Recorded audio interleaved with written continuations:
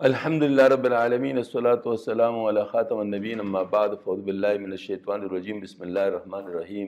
اس مکتوب شریف میں چند اصطلاحات کا استعمال ہو رہا ہے، کچھ مشکل الفاظ ہیں، ان کے معنی اگر آپ کو پہلے سے پتہ چل جائے تو آپ کے لیے اس مکتوب شریف کو سمجھنا آسان ہوگا۔ مغلوب الحال، ایسا شخص جس پر کوئی اندرونی کیفیت یا حال مثلا محبت، خوف، شوق یا غم وغیرہ اس طرح چاہ جائے کہ اس کے سوچنے سمجھنے کی صلاحیت اس سے متاثر ہو جائے۔ ظلمت، اندھیرا، تاریکی اس کو کہتے ہیں۔ جہت، اس کو سمت بھی کہتے ہیں، طرف بھی کہتے ہیں۔ ثقل یعنی آئینہ کو صفائی کر کے چمکانا یا کسی بھی چیز کو صفائی کر کے چمکانا۔ استغراق، لفظ غرق سے توجہ میں مح ہونا، کسی چیز کی طرف کامل توجہ کا ہو کر اپنے آپ کو بھول جانا۔ ہم نشینی یعنی ہمسائیگی۔ جوہر یعنی اس کی چیز کی اصلی حقیقت جس کو ایسنس بھی کہتے ہیں۔ فنا، جب انسان کا اپنی ساری ملکیت، ظاہری مثل عزت، شہرت، دولت وغیرہ اور باطنی مثلا علم، جذبات، خواہشات سے تعلق ایسا ختم ہو جائے اس کو صرف اللہ ہی کی یاد رہے۔ بقا، فنا کے بعد اگر اللہ تعالیٰ اس احساس کو لوٹا دے لیکن انسان اللہ تعالیٰ کے سارے احکامات پر عمل کرتا رہے اور اس کو اپنی قابلیت نہ سمجھے، اس کو بقا کہتے ہیں۔ مجمل، یہ جمال سے ہے یعنی پورا نہیں بلکہ موٹی موٹی باتیں۔ سکر یعنی حال کا غلبہ۔ اطلاق، کس چیز کے ساتھ کس چیز کے تعلق کو سمجھنا۔ رجوع، واپسی، کلی طور پر یعنی مکمل طور پر۔ خلقت، لوگ۔ راجعین یعنی وہ لوگ جو واپس لوٹائے گئے ہیں مخلوق کی طرف ان کی اصلاح اور ہدایت کے لیے۔ ریاضت، اپنے آپ کو سختی کا عادی بنانا، مشقت کا عادی بنانا، سلوک کے 10 مشہور مقامات میں سے ایک ہوتا ہے۔ کثافت، یہ لطیف کے مقابلے میں استعمال ہوتا ہے اور انگریزی کے لفظ ڈینس بھی اس معنی میں استعمال ہو سکتا ہے جس میں جسمانیت زیادہ ہو۔ فریفتہ ہونا، کسی کا عاشق ہونا۔ مجمل، ملخص، یہ اجمال اور خلاصے سے ہے۔ بریف سمری جس کو انگریزی میں کہتے ہیں، یہاں نفس کے لیے استعمال ہوا، دنیا کی طرف ہماری خواہشات اور رجحان کا خلاصہ یہ اس میں شامل ہے۔ مکتوب نمبر 22۔ روح اور نفس کے درمیان تعلق کی وجہ سے ان دونوں کے عروج و نزول اور فنائے جسدی و روحی اور ان دونوں کے بقا اور مقام دعوت اور اولیاء اللہ میں سے جو مغلوب الحال یعنی راہ حق میں فنا و گم ہو گئے اور جو دعوت کی طرف لوٹنے والے اولیاء اللہ ہیں، ان کے درمیان فرق کے بیان میں شیخ عبد المجید اور ولد شیخ مفتی محمد مفتی لاہوری کی جانب ارسال فرمایا تھا۔ پاک وہ ذات جس نے نور یعنی روح کو ظلمت یعنی نفس کے ساتھ جمع کیا، نور کو ظلمت کے ساتھ جمع کیا، یعنی روح جو ہے یہ نفس میں آ گیا، انسان کے جسم میں آ گیا،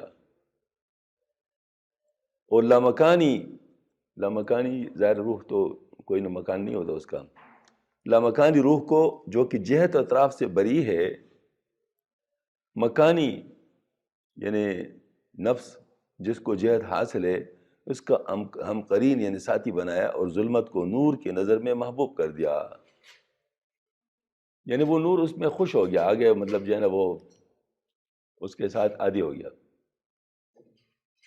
آپ حضرات شاید جانتے ہوں گے ہر شخص کو اپنا گاؤں اپنا علاقہ پسند ہوتا ہے، اور بعض دفعہ اس میں بڑی عجیب باتیں سامنے آ جاتی ہے کہ اس علاقے میں کچھ بھی نہیں ہوتا لیکن اس کو سارے علاقوں میں وہی علاقہ پسند ہوتا ہے۔ یہ مطلب تو یہ اللہ تعالیٰ کی حکمت ہے کہ ہر ایک کو اپنے اپنے علاقے میں مطمئن کر دیا۔ میں دیر گیا تھا، وہ دیر بالکل خشک علاقہ، خشک پہاڑ، تو زمین کی قیمت معلوم کی تو پتہ چلا کہ اسلام آباد اس طرح مطلب کافی مہنگی زمین ہے۔ تو میں نے اس صاحب سے کہا، میں نے کہا آخر اس میں ہے کیا، کیوں لوگ اس کے لیے اتنے پیسے دیتے ہیں؟ کہتے ہیں تو ہمیں بھی نہیں معلوم۔ ہاں جی، اسی طرح بنوں میں بھی یہ بات تھی۔ تو مقصد یہ ہے کہ بعض لوگ بس اپنے جو نا وہ جب اس کو لیے جو نا وہ کرتے ہیں، ہاں جی، تو وہ اس قسم کی باتیں کرتے ہیں تو ان کو وہ پسند ہوتا ہے۔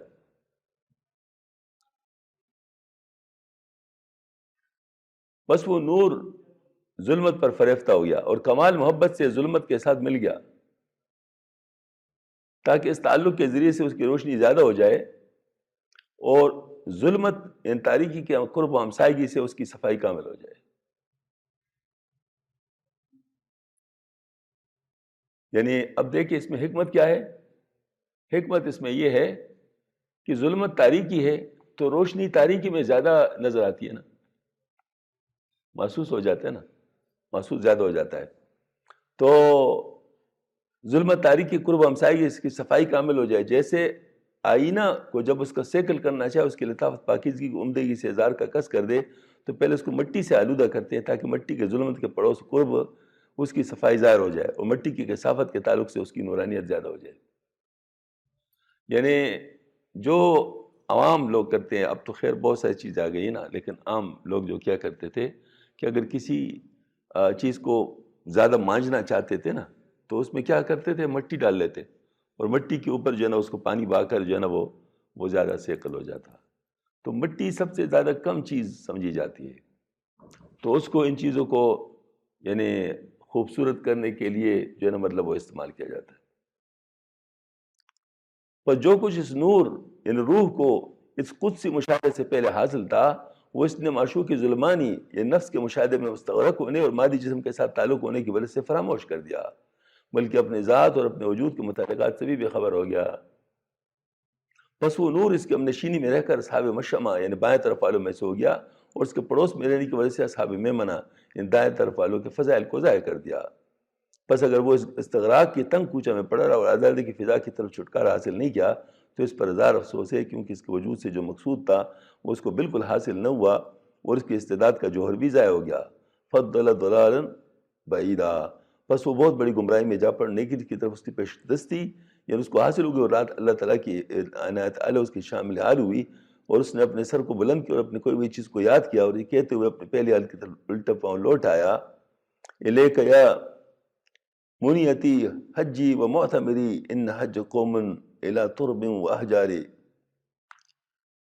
میری امید اور میرا حج اور عمرہ تیری طرف، لوگ حج کرتے ہیں پتھر اور رسی کی طرف، اور اگر اس کو دوبارہ مطلوب اقدس کے مشاہدے میں جس طریقے سے استغراق حاصل ہو گیا اس کو برگر اس کی طرف پوری توجہ میسر ہو گئی تو اس وقت ظلمت اس کی تابع و فرماندہ بردار ہو جائے گی اور اس کے انوار کی کثرت میں جذب ہو جائے گی۔ جب یہ استغراق میں اس حد تک پہنچ جائے کہ اپنے ظلماتی متعلق کو بالکل بھول جائے اور اپنے ذات اور اس کے وجود کے متعلقات سے کلی طور پر بے خبر ہو جائے اور نور انوار کے مشاہدے میں فنا ہو جائے، اس کے پردوں کے پیچھے سے مطلوب کا حضور حاصل ہو جائے اور فنائے جسدی فنائے روحی سے مشرف ہو جائے، اگر اس کو مشہود میں فنا حاصل ہو جانے کے بعد اس مشہود کے ساتھ بقا حاصل ہو جائے تو اس کے لیے فنا و بقا کی دونوں جہتوں کی تکمیل ہو جائے گی۔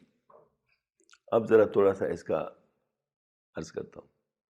آدم علیہ السلام جنت میں تھے، مزوں میں تھے، لیکن وہ چیز عنایت کی گئی تھی وہ اس نے کمائی ہوئی نہیں تھی،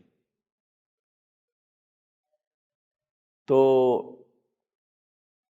وہاں جو واقعہ وہ تو ہو گیا، اس کے بعد اس کو زمین پر بھیج دیا۔ اب زمین پر بھیجنے سے اب ذمہ داری یہ ہو گئی کہ اب یہ خود جنت کو کما کے آ جائے، اس میں جنت کو کما کے آ جائے، تو گویا کہ جگہ تو اس کی جنت ہی ہے، جگہ تو اس کی جنت ہی ہے، لیکن اس کے لیے اس کو محنت کرنی پڑے گی۔ تو اب یہ جو محنت ہے وہ کیا ہے؟ وہ یہ ہے کہ دنیا میں رہ کر دنیا کا نہ ہونا، دنیا میں رہ کر دنیا کا نہ ہونا، یہ اس کی جو ہے نا مطلب اور اللہ کا بننا، یہ اس کی محنت ہے۔ اسی طریقے سے اگر میں عرض کروں یہ نفس والی بات کہ روح جو ہے وہ تو لافانی تھی، وہ تو اللہ تعالیٰ کے محبت میں مست تھی، تو اللہ جل شانہ نے اس روح کو بھیجا دنیا میں نفس کے اندر قید کر دیا۔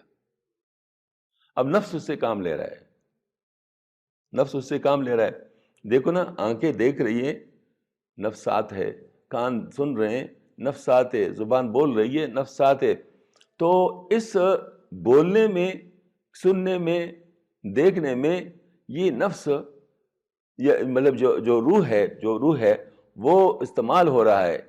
اگر یہ اپنے آپ کو بھول چکا ہے کہ میں کسی کا عاشق تھا تو یہ سارا وہ کام کرے گا جو نفس چاہتا ہے، لیکن اس کو یاد آ گیا کہ میں تو اللہ تعالیٰ کا مطلب جو ہے نا وہ یعنی عاشق تھا، تو مجھے تو اللہ تعالیٰ کے لیے کام کرنا چاہیے.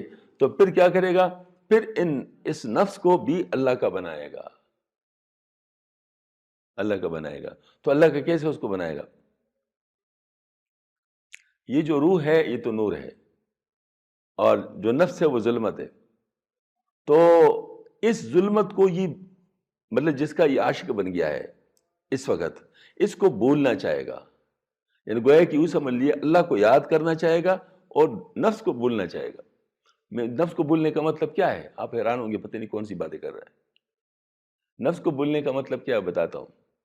مثلا ابھی روزہ ہے میرا، تو میرے نفس کیا کر رہا ہے کہ کیا کہہ رہے کیا کرو، کیا کہہ رہے کھاؤ پیو، ہاں جی عیش کرو. یہی مطلب نفس چاہتے ہیں نا. میں کہتا ہوں نہیں، تیری بات نہیں چلے گی. تیری بات نہیں چلے گی، اللہ کی بات چلے گی. اب یہ میں زبردستی اسے کروا رہا ہوں. میرے نفس اس پہ خوش تو نہیں ہے. خوش ہے؟ نفس تو خوش نہیں ہے. نفس کو تو تکلیف ہے. لیکن میں کہتا ہوں بھئی نفس میں وہ ایک بزرگ تھے، وہ کسی کوچے میں گلی میں بیٹھے ہوئے تھے اور مسلسل کہے جا رہے تھے نہ تو میرا خدا نہ میں تیرا بندہ، پھر میں تیری بات کیوں مانوں. نہ تو میرا خدا نہ میں تیرا بندہ، پھر میں تیری بات کیوں مانوں. مسلسل یہ کہا جا رہا تھا. اور لوگ آئے تھے، کوئی اس کو گالیاں دے رہا ہے، کوئی اس کے اوپر پتھر برسا رہے ہیں، کوئی اس کے اوپر ٹماٹر پھینک رہے ہیں، کوئی انڈے پھینک رہے ہیں. یہ کیسے گندا آدمی ہے، دیکھو نہیں کیا کہہ رہا ہے. نہ تو میرا خدا نہ میں تیرا بندہ، میں تیری بات کیوں مانوں. ایک بزرگ تشریف لائے تو انہوں نے جب سنا کہ بھئی یہ آدمی کیا کہہ رہا ہے، تو دور سے پوچھا شاہ صاحب آپ کس کو کہہ رہے ہیں، آپ کس سے بات کر رہے ہیں. تو اس نے آنکھ کھولی کہ ایک عقل مند سے ملاقات ہو گئی. کہا کہ میں اپنے نفس سے بات کر رہا ہوں کہ نہ تم میرا خدا ہے نہ میں تیرا بندہ، پھر میں تیری بات کیوں مانوں. تو اب بات صحیح ہو گئی نا. نفس سے تو اس طرح کہنا چاہیے نا. اب رمضان شریف میں نفس کی بات کیوں مانوں. نفس میرا خدا تو نہیں ہے. نفس نے تو مجھے نہیں بنایا، مجھے تو اللہ تعالیٰ نے بنایا. میں اللہ کی بات مانوں یا نفس کی بات مانوں. ہاں جی. تو بات تو صحیح کر رہا تھا. تو اس پر جو ہے نا اس بزرگ نے کہا شاہ صاحب بات تو آپ صحیح کر رہے ہیں، لیکن جگہ آپ نے غلط منتخب کی ہے. ادھر بیٹھ کے باتیں نہ کریں، اپنے گھر میں بیٹھ کر اپنے نفس سے باتیں کریں. تو اس نے چادر اپنے کندھے پہ ڈالی، گئے تھے ہوشیار آدمی کی بات ماننی چاہیے، اور وہاں سے چل دیے. تو اصل بات یہ کہ ہماری نفس کے ساتھ نہیں لڑائی ہے. نفس ہمیں اپنا غلام بنانا چاہتا ہے، ہماری مطلب ہم سے اپنی مرضی کروانا چاہتا ہے. ہمیں اختیار ہے کہ اس کی بات مانے یا اللہ کی بات مانے. حضرت اویس قرنی رحمۃ اللہ علیہ بہت مجاہدہ کرتے تھے. تو ان کی ماں نے کہا اویس کچھ اپنے اوپر تو رحم کرو، کچھ اپنے اوپر تو رحم کرو، یہ کچھ تھوڑا سا اپنے نفس کے اوپر رحم کرو. تو انہوں نے کہا اماں جان نفسی کے لیے تو کر رہا ہوں، اگر میں یہ کام نہیں کروں گا تو نفسی تو جہنم میں جلے گا، لہٰذا میں نفسی کے لیے کر رہا ہوں، اس کو بچانے کے لیے کر رہا ہوں. تو اس کا مطلب یہ ہوا کہ یہ لڑائی تو ہے، یہ لڑائی تو ہے. تو اس لڑائی میں اگر میں کامیاب ہوتا ہوں اور اللہ تعالیٰ کے ساتھ مجھے ذکر الہی کے ذریعے سے محبت ہو جائے، اور اس کی وجہ سے پھر میں اس نفس کے اوپر جبر کر کے ریاضت قناعت تمام چیزیں اس کے اوپر نافذ کر کے میں اس کو اللہ کا بناؤں، تو پھر بات بن جائے گی، بات بن جائے گی. تو یہاں حضرت فرماتے ہیں اگر اس کو دوبارہ مطلوب اقدس کے مشاہدے میں نے اللہ جل شانہ کی احسن طریقے میں استغراق حاصل ہو گیا، یعنی وہ اس کا بن گیا، اور اس کو بارگاہ مقدس کی طرف پوری توجہ میسر ہو گئی، تو اس وقت ظلمت اس کی تابع و فرمانبردار ہو جائے گی. یعنی نفس اس کا فرمانبردار ہو جائے گا اور اس کے انوار کی کثرت میں جذب ہو جائے گی. پر جب یہ استغراق اس تک پہنچ جائے کہ اپنے ظلماتی متعلق کو قطعاً بھول جائے اور اپنی ذات اور اس کے وجود کے متعلقات سے کلی طور پر بے خبر ہو جائے، یعنی فنا ہو جائے، اور نور الانوار کے مشاہدے میں فنا ہو جائے، اور اس کو پردوں کے پیچھے سے مطلوب کا حضور حاصل ہو جائے، تو فنا جسدی اور فنا روحی سے مشرف ہو جائے گا.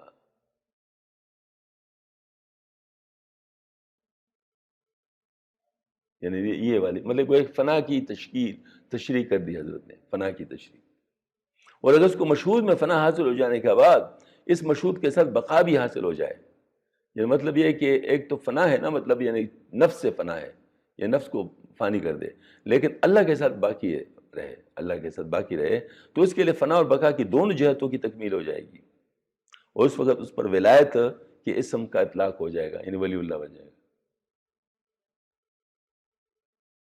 ہاں جی، ولی اللہ کیسے بن جائے گا؟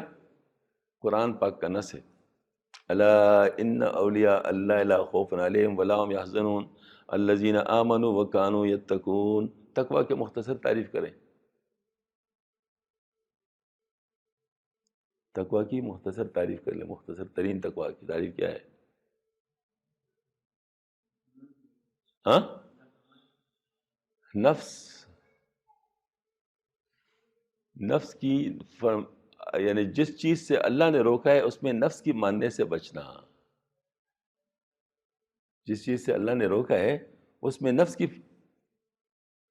یعنی مطلب ماننے سے بچنا، نفس کی نہیں ماننا۔ جیسے میں نے روزے کی مثال دی، اللہ پاک نے حکم دیا ہے روزہ رکھو صبح صادق سے لے کے مغرب تک، اس میں کچھ کھاؤ پیو نہیں ہو، جبکہ نفس چاہتا ہے کہ کھاؤ پیو۔ تو اب ہم نفس کی نہ مانے اور اللہ کی مانے تو کیا چیز ہوگی؟ تقوی ہوگا نا، تقوی اسی کو کہتے ہیں نا۔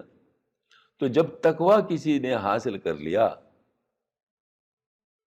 اور ایمان بھی ساتھ ہے تو کیا ہے؟ الا ان اولیاء اللہ لا خوف علیہم ولا هم یحزنون الذین آمنوا وکانوا یتقون۔ جو ایمان کے ساتھ تقوی اختیار کر لے تو نفس کی مخالفت آ گئی، اس میں نہیں ہے۔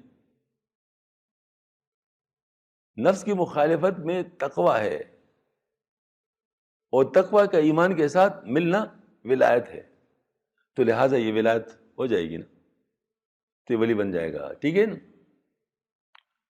پس اس صورت میں اس کا حال دو باتوں سے خالی نہیں ہوگا، یا اس شخص کو اپنے مشہود میں کلی طور پر استغراق اور دائمی طور پر فنائیت حاصل ہوگی، یا مخلوق خدا کو اللہ تعالیٰ کے عز و جل کی طرف دعوت دینے کے لیے اس طرح اس پر رجوع حاصل ہوگا کہ اس کا باطن اللہ سبحانہ کے ساتھ ہوگا اور اس کا ظاہر خلقت کے ساتھ ہوگا۔ بس وقت وہ نور جو اپنے مطلوب کی طرف متوجہ ہے، اس ظلمت سے جو اس کے ساتھ ملی ہوئی رہائی حاصل کر لیتا ہے، اس رہائی کے باعث وہ اصحاب یمین دائیں ہاتھ والوں میں سے ہو جاتا ہے۔ اگر اللہ نے چاہا اور اس کو اپنے پاس ہی رکھنے کا فیصلہ فرما دیا تو یہ واپس نہیں آئے گا، بس اللہ ہی کرے گا۔ اس کو مستغرق یا مستحلق کہتے ہیں، یعنی یہ گویا کہ اس دنیا سے کا تعلق اس کا کٹ جائے گا۔ ہاں جی، یہ دنیا کا نہیں بنے گا پھر۔ ہاں، تو لیکن اگر اللہ نے چاہا کہ آپ اس کو اور لوگوں کے لیے استعمال کرے اس طرف لانے کے لیے، تو اللہ اس کو واپس کر دے گا، واپس کر دے گا۔ اس واپس کرنے کو کیا کہتے ہیں؟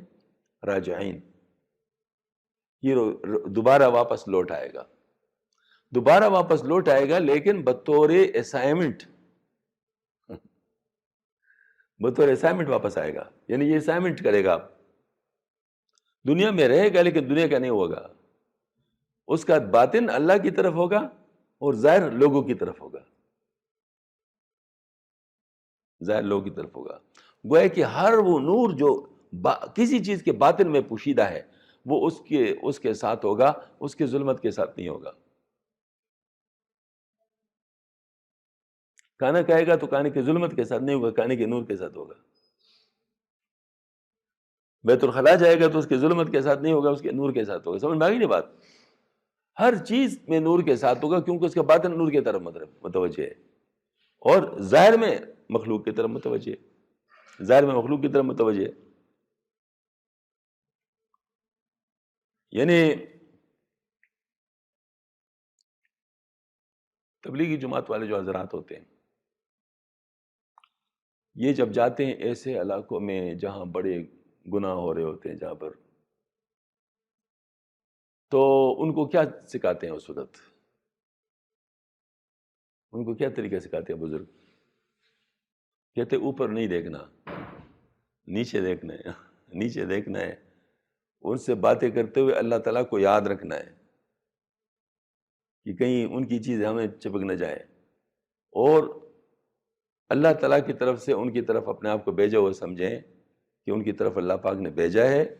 اور یہ جیسے ماں جو ہے نا بچے کے پاخانے کو دھوتی ہے تو پاخانے کو وہ اچھا نہیں سمجھتی, ہاں جی, اس کو دھوتی ہے, لیکن اس کی وجہ سے بچے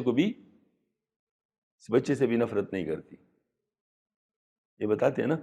تو اسی طریقے سے جو مشائخ جو اللہ والے ہوتے ہیں وہ جب مخلوق کی طرف لوٹتے ہیں تو مخلوق کی گندگیوں کی وجہ سے ان سے نفرت نہیں کرتے, لیکن اس گندگی سے نفرت کر کے اس سے دھوتے ہیں, ان کو دور کرتے ہیں, ان کو اللہ تعالیٰ کا بناتے ہیں. سمجھ میں آ گئی بات؟ تو ان کی تشکیل ہو جاتی ہے, مطلب گویا کہ وہ اللہ پاک کی طرف سے ان کی تشکیل ہو جاتی ہے مخلوق کی طرف. تو مخلوق کی طرف جب تشکیل, تو مخلوق کی تمام ظلمتوں کے ساتھ تو اس کا وہ ہوگا نا, یعنی رابطہ تو ہوگا. پتہ نہیں کون کہاں کہاں سے آیا ہوا ہے اور کیا کیا کر چکا ہے اور کیا کیا کر رہا ہے, یہ ساری باتیں تو اس کے ساتھ ہوگی نا. تکلیف بھی ہوگی, لیکن اس تکلیف کو برداشت کرے گا, اس تکلیف کو برداشت کرے گا. اس روح کو اگرچہ حقیقت میں نہ یمین ہے نہ شمال ہے, نہ دائیں ہے نہ بائیں ہے, لیکن یمین اس کے حال کے زیادہ موافق اور اس کے کمال کے زیادہ مناسب ہے, کیونکہ دائیں اور بائیں دونوں ہاتھوں کو یمن اور برکت میں مشترک ہونے کی وجہ سے دائیں ہاتھ نیکی و بلائی کی جہت کا جامع ہے. جیسے کہ اللہ تعالیٰ کی شان میں وارد ہے, کلتا یدیہ یمین, اس کے دونوں ہاتھ یمین اور مبارک ہے, اور وہ ظلمت اس نور سے آزاد ہو کر جو عبادت اور طاعت کے مقام پہ اتر آتی ہے. اور نور لامکانی سے ہماری مراد روح بلکہ اس کا خلاصہ ہے, اور جہت کے اصل مقید ظلمت سے مراد نفس ہے, اس طرح باطن اور ظاہر سے بھی ہماری مراد یہی روح اور نفس ہے. تو اس کا مطلب یہ ہے کہ جس وقت وہ اس حالت پہ آ جاتی ہے تو یہ پھر دوبارہ کیا ہو جاتا ہے, یہ چونکہ اللہ کا ہوتا ہے تو یہ یمین لوگوں میں آ جاتا ہے, شمال والوں سے ہٹ جاتے ہیں, یمین لوگوں میں آ جاتے ہیں. اب اس کے بعد کیا ہوتا ہے, یہ جو نور ہے یعنی لامکانی مطلب روح, ہاں, یہ جو ہے نا مطلب یعنی ظاہر مطلب اس کے ساتھ ہوتے ہی ہے, اور جو نفس ہے اس سے آزاد ہو جاتا ہے, نفس کی بات نہیں مانتا, روح کے مطابق چلتا ہے. اگر کوئی شخص یہ کہ مغلوب الحال, یہ ذرا بہت اہم سوال ہے, اگر کوئی یہ شخص یہ کہے کہ مغلوب الحال و فانی فی اللہ, اولیاء بھی عالم کے ساتھ شعور اور اس کی طرف توجہ اور اپنے بنی نو یا دوسرے لوگوں کے ساتھ میل جول رکھتے ہیں, تو پھر فنا و استغلاق ہونے اور دائمی طور پر کلی توجہ کی کیا معنی ہے؟ انہوں نے کہا کہ آپ نے کہا کہ وہ مستغرق ہو جاتے ہیں, مستعلق ہو جاتے ہیں, ان کا مخلوق کے ساتھ تعلق نہیں ہوتا, تو لوگ کے درمیان رہتے وہ بھی تو یہ تمام کام کرتے ہیں, تو کیسے مستعلق ہو گئے؟ سوال, مستعلق اس کو ہم کیسے کہیں؟ ان لوگوں کو دعوت تبلیغ کے لیے عالم کی طرف رجوع کرنے والوں میں کیا فرق ہے؟ تو ہم کہیں گے کہ استحلاق یعنی فنائیت اور پوری توجہ سے مراد روح کے انوار میں نفس کے داخل و شامل ہو جانے کے بعد روح اور نفس کا ایک ساتھ متوجہ ہونا ہے. یعنی مستحلق ہم اس کو کہتے ہیں کہ روح اور نفس دونوں اللہ کی طرف متوجہ ہیں, اور راجی اس کو کہتے ہیں کہ روح تو اللہ کی طرف ہے, نفس مطلب جو ہے لوگوں کی طرف, تاکہ جو ہے لوگوں کے تمام کام جو ہے وہ کر سکے. تو کیا ہے, جیسے کہ پہلے اس کی طرف اشارہ یعنی اوپر جو بیان ہوا, اس وقت ظلمت اس کی تابع فرمان بردار ہو جائے گی, اس میں اسی طرف اشارہ ہے, اور عالم کے ساتھ اس کا شعور وغیرہ یعنی اپنے نوح کے ساتھ, نوح جو اس قسم کے لوگ ہیں نا, اور میل جول جو حواس و قوا اور رضا کے ذریعے ہوتا ہے, جو کہ نفس کے لیے تفصیلات کے مانند ہے, یعنی کانا دیکھنا بولنا, یہ تفصیلات ہے, یہ تفصیلات ہے. تو یہ جو تفصیلات ہے یہ لوگوں کی طرف ہوتے ہیں. پس مجمل ملخص یعنی نفس روح کے انوار کے ضمن میں اپنے مشہود کے متعلق مستعلق و فانی ہوتا ہے, اور اس کی تفصیل پہلے شعور پر ہی باقی رہتی ہے. ایک شخص ہے, ڈرائیور ہے, گاڑی چلا رہا ہے, اپنے محبوب سے ملنے کے لیے جا رہا ہے. جو گاڑی وہ چلا رہا ہے اس وقت, تو اس کے یادوں میں کون ہے؟ اس کا محبوب ہے, اس سے ملنے کے لیے جا رہا ہے. اور سٹیئرنگ اور بریک اور گیئر اور یہ تمام چیزیں وہ کرے گا یا نہیں کرے گا؟ یہ اس تفصیلات ہے, یہ تفصیلات ہے. لیکن اس کا جو دماغ ہے, اس کا دل ہے کس طرف ہے؟ وہ اپنے محبوب کی طرف ہے. تو مستعلق سے مراد یہ ہے کہ لوگ کے درمیان رہ کر بھی لوگوں کی طرف نہیں ہے, لوگ کے درمیان رہ کر بھی لوگوں کی طرف نہیں ہے. جبکہ جن کو تشکیل ہو جاتی ہے تو ان کا ظاہر لوگوں کی طرف ہوتا ہے، باطن اللہ کی طرف ہوتا ہے. وہ ظاہر اور باطن دونوں لحاظ سے اللہ کی طرف ہوتے ہیں مستعلق جو ہوتے ہیں. اور جو راجع ہوتا ہے ان کا ظاہر لوگوں کی طرف ہوتا ہے، باطن اللہ کی طرف ہوتا ہے. یہ اصل میں فرق ہے، یہ فرمانا چاہتے ہیں. پس مجمل ملخص یعنی روح کے انوار کے ضمن میں اپنے مشہود کے مطالب مستحلق و فانی ہوتا ہے. اس کی تفصیل پہلے شعور پر ہی باقی رہتی ہے، بغیر اس کے کہ اس میں کسی قسم کا فطور واقع ہو. وہ باقاعدہ ٹیرنگ گھماتا ہے، گیئر بدلتا ہے، ساری چیزیں اپنے اپنی جگہ پر کرتا ہے، برخلاف اس شخص کے جو عالم کی طرف رجوع کیے ہوئے، کیونکہ اس کا نفس اطمینان حاصل کرنے کے بعد دعوت تبلیغ کے لیے ان انوار سے باہر نکل آتا ہے. اس وقت اس کو عالم کے ساتھ مناسبت حاصل ہو جاتی ہے. اس مناسبت کی سبب سے اس کی دعوت تبلیغ اللہ کی طرف بلانا مقبول ہو جاتی ہے. اور البتہ یہ بات کہ نفس مجمل ہے اور حواس وغیرہ اس کی تفصیل ہے، تو اس کی دلیل یہ کہ نفس کا تعلق قلب صنوبری کے ساتھ ہے، یہ جو گوشت کا دل ہے، اور قلب صنوبری کا تعلق حقیقت جامعہ قلبیہ کے واسطے سے روح کے ساتھ ہے. یعنی دیکھیں، دل کا تعلق روح کے ساتھ، نفس کا تعلق دل کے ساتھ، جو آپس میں کنیکٹڈ ہو گئے نا، اس دل کے ذریعے سے کنیکٹڈ ہو گئے. اس لیے کہتے ہیں کہ مقام قلب میں یہ دونوں موجود ہوتے ہیں، روح بھی ہوتا ہے اور جو ہے نا مطلب نفس بھی ہوتا ہے اس دوران میں. اچھا، نازل و فروز و اجمال کے ساتھ نفس پر وارد، پھر اس نفس کے واسطے سے تمام قوا و اعضاء کی طرف تفصیلی طور پر پہنچتے ہیں. بس ان حواس و قوا اور اعضاء کا خلاصہ اجمالی طور پر نفس میں موجود ہے. بس اس بیان سے دونوں گروہوں یعنی مستہلکین و مرجوین کے درمیان فرق ظاہر ہو گیا.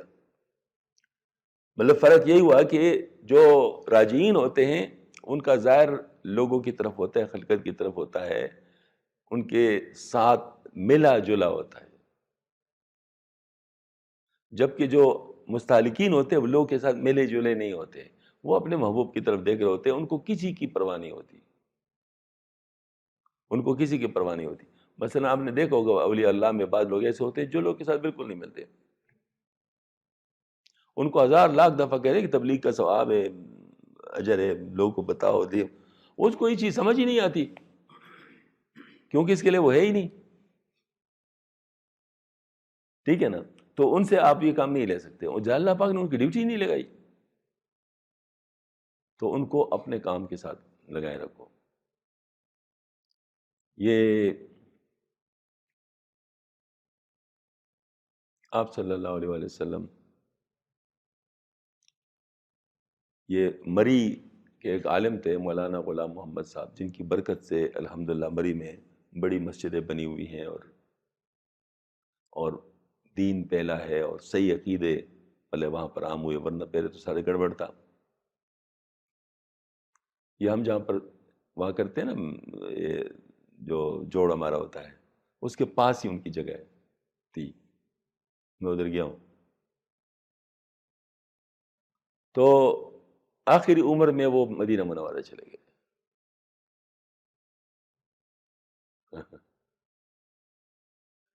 تو لوگ ان کے پاس چلے گئے کہ حضرت آپ واپس آئے ہیں، کیونکہ بہت ضرورت ہے آپ کے اپنے علاقے میں، آپ کے اور سے دن کے بہت سارے کام ہو رہے ہیں.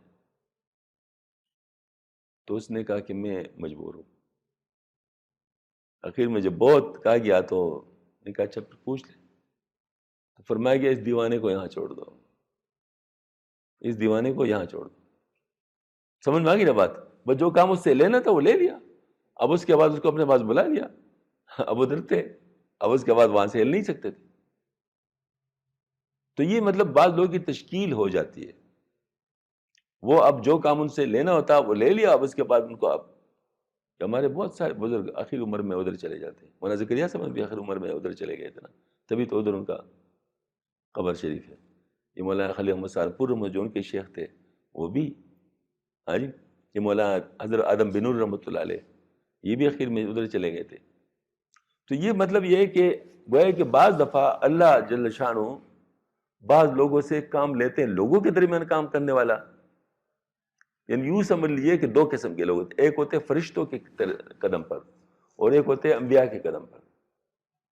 تو جو انبیاء کے قدم پر ہوتے ہیں وہ لوگوں میں کام کرتے ہیں، اور جو فرشتوں کے قدم پر ہوتے ہیں تو اللہ کا حکم مانتے ہیں. ان کو لوگوں سے کیا کام، وہ تو کچھ بھی اور نہیں کرتے، بس صرف اللہ پاک کا حکم مانتے ہیں.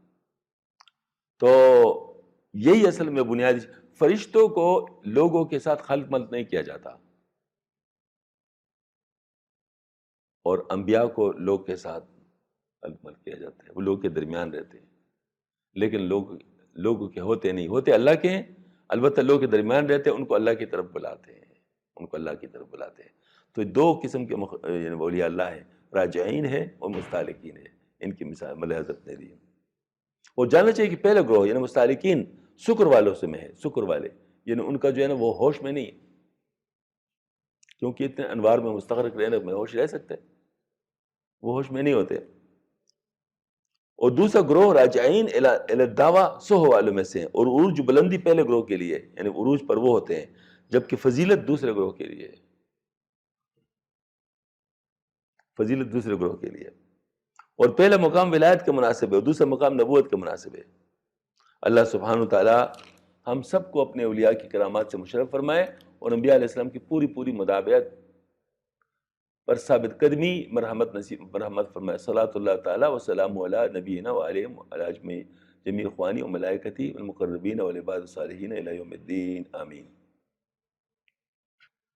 کاتب الحروف دعا گو اگرچہ اجمی غیر عربی نژاد ہونے کی وجہ سے عربی زبان میں مکتوب اچھی طرح نہیں لکھ سکتا تھا، لیکن چونکہ آپ کا مکتوب شریف عربی زبان میں لکھا ہو، اس لیے آپ کی تحریر سے موافقت کرتے ہوئے عربی زبان میں جواب تحریک ہے، اور سلام پر اپنے کلام کو ختم کرتا ہوں۔ ربنا تقبل منا انک انت السمیع العلیم وتب علینا انک انت التواب الرحیم۔